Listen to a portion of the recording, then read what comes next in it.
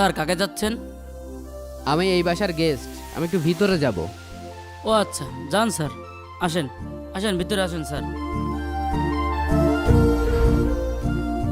15টা বছর বিদেশ করে 10 কোটি টাকার উপরে পাঠাইছি।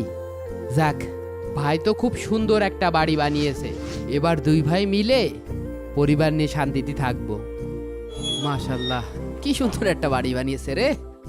লোকটা চিনলাম না, জানলাম না, ভিতরে ঢুকতে দিলাম। স্যার কি কয় না কয়।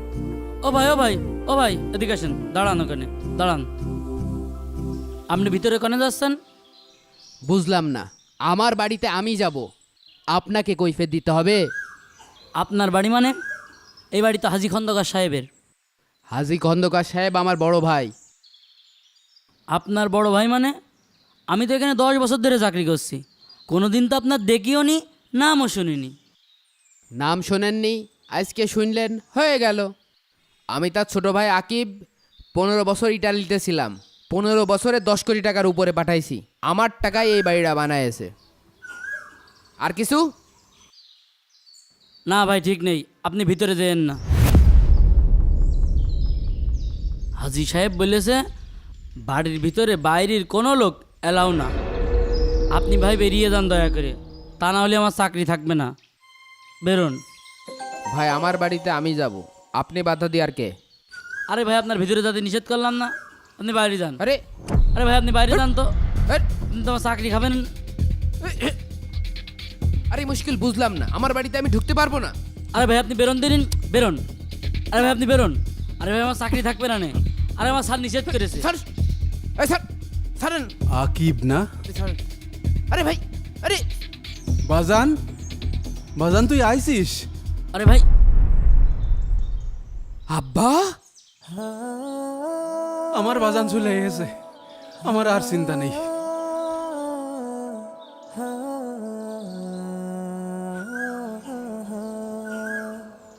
বাজান, বাজান তুই আইছিস? এই দারোয়ান ছাড়ো, তুমি কার বের করে দিচ্ছ? Back sir. কে? আপনি জানেন না বড় স্যারের একদম নিষেধ, বাইরের কেউ ভিতরে ঢুকতে পারবে না। সে বাইরের কেউ না, তোমার বড় স্যারের ভাই, আমার বাজান। এই বাইরের কেউ মানে? তুই যে মাটির উপর দাঁড়ায় আছিস, এই মাটি আমার কেনা, এই বাড়ি আমার কষ্টে ঘামে টাকা দিয়ে করা। আব্বা, তোমার তো এই বাড়ির মালিক হওয়ার কথা, কিন্তু কিন্তু তুমি এই বাড়ির মালিক হয়ে রয়েছে কেন? তাহলে শোন বাজান, এদিকে আই। এই দেখ, এই ঘাস বড় হয়েছে দেখতে পাচ্ছিস? জি ভাই। সেগুলো সব পরিষ্কার করে ফেলতে হবে। পারবি নি তো? আচ্ছা ভাই, কোনো সমস্যা নেই, সব করে দিবান আমি। তো কয় টাকা দেওয়া লাগবে না তোর? 700 টাকা দিয়ে নেন ভাই।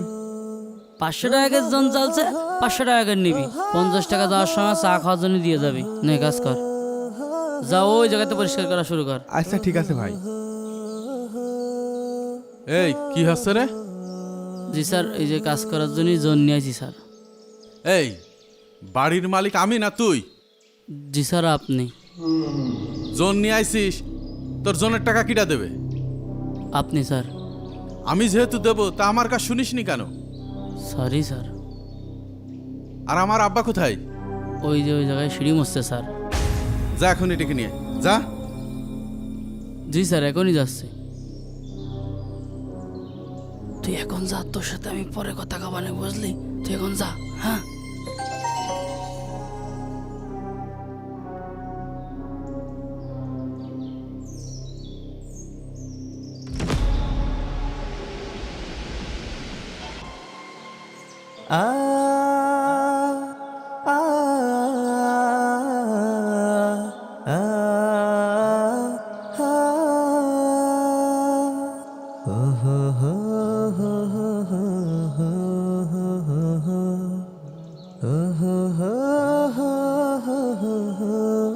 জলিল কাকা, জলিল কাকা, বড় স্যার ডাকছে, তাড়াতাড়ি চলেন।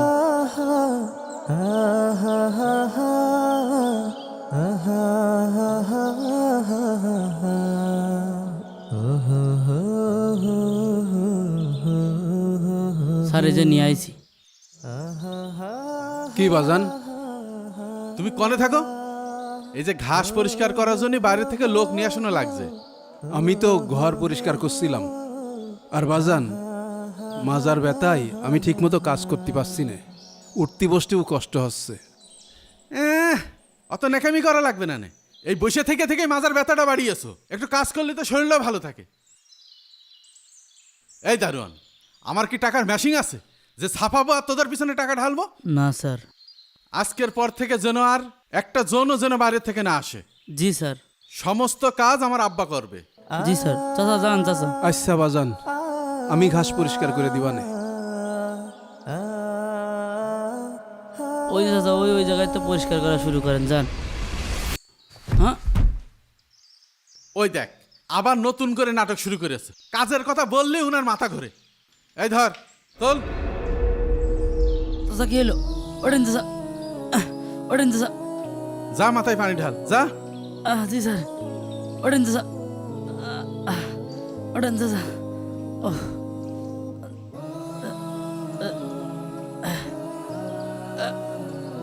ওঠেন, ওঠেন, ওঠেন চাচা।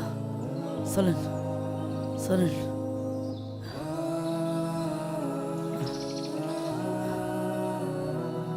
বসেন, বসেন, এই জায়গায় বসেন। আমি ফ্যানটা ছেড়ে দিচ্ছি, বসেন।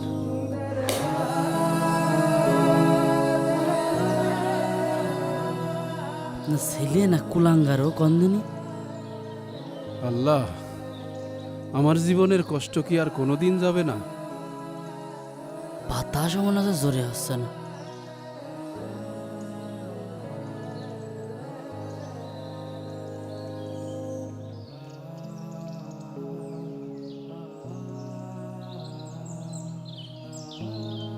চাচা, আপনার ছেলেরাই যে এত বড় লোক, তারপরেও আপনার দিয়ে এত কাজ করায়, আপনার একটু কষ্ট হয় না?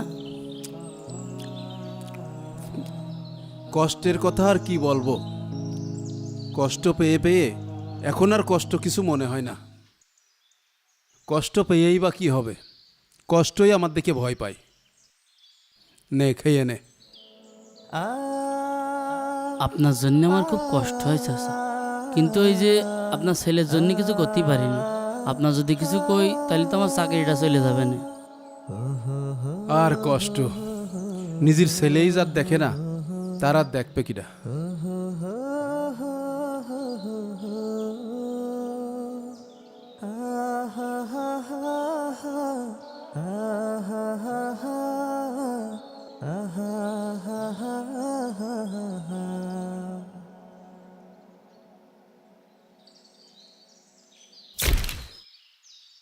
কি ব্যাপার ভাইয়া? আসসালামু আলাইকুম স্যার। এ আমি কি দেখছি? থাম।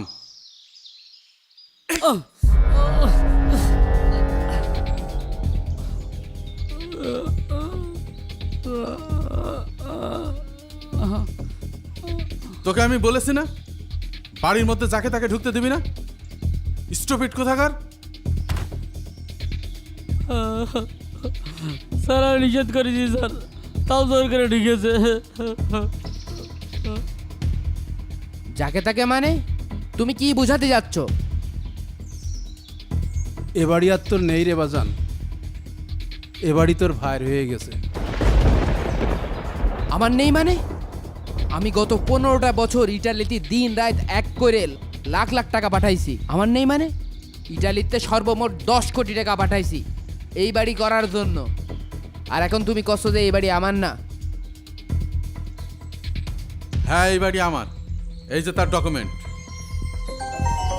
বাড়ি তো আমার নামে হওয়ার কথা। দেখি ডকুমেন্ট। হ্যাঁ, দেখি, এটা তো দেখছি আমার ভাইয়ের নামে। হ্যাঁ, দেখলি তো, এবার যা।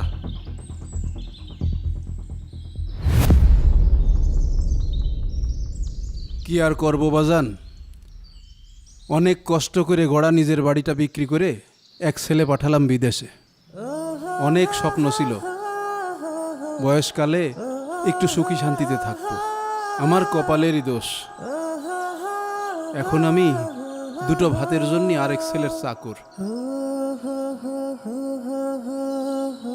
প্রবাসে আমার কলিংরা বলতো যে কারোর উপরে এভাবে অন্ধবিশ্বাস করিস না। আমি যদি তাদের কথা শুনতাম তাহলে আজকে এই ধরাটা খেতাম না। তারপরও আফসোস নেই, কারণ আমার উপরে বাবা মায়ের দোয়া আছে। এই দেখো আমার হাত, আমার শরীর, এখনো আমি সুস্থ আছি। এইরকম বাড়ি একটা কেন 10টা বানাতে পারবো। যাও, এই বাড়িটা তোমাকে দিয়ে দিলাম, আর তুমি আল্লাহর কাছে হিসাব দিও। আব্বা চলো, এই বেঈমানের বাড়িতে আর 1 মিনিটও না। আসো আব্বা, আসো। চলো আব্বা চলো, বালতি তো আসো।